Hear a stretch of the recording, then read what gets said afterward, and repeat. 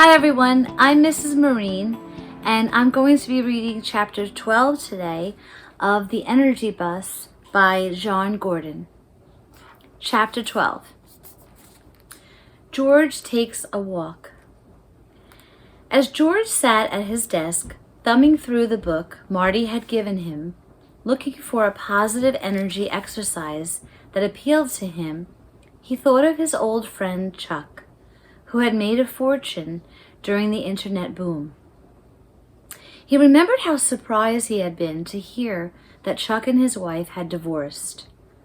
He thought about appearances and how on the outside, Chuck seemed to have everything: money, family, big house, a plethora of companies that wanted Chuck to run them. Yet George realized everything isn't always what they seem. He found out that Chuck really had a lot of personal problems that spilled over and caused the destruction of everything else in his life. When George really thought about it, he never remembered Chuck being happy. Thinking of Chuck made him realize even more than ever that he didn't want to go down that road. Everyone else probably thought they had it all too. If they only knew, he thought, appearances weren't enough. The show wasn't doing it anymore. He wanted to feel good, so a big smile came across his face when he came across the thank you walk in the energy book.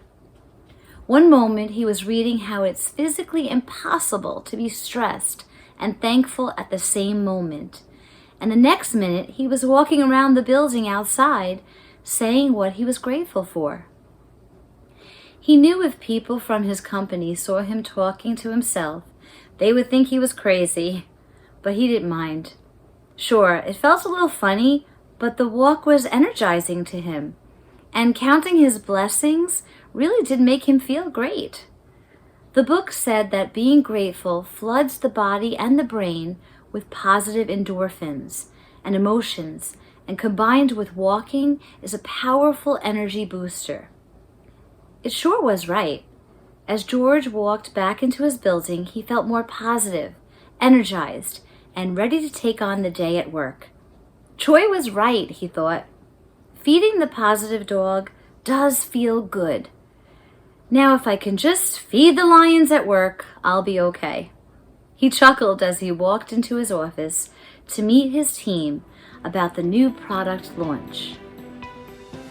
And that's the end of chapter 12 of The Energy Bus.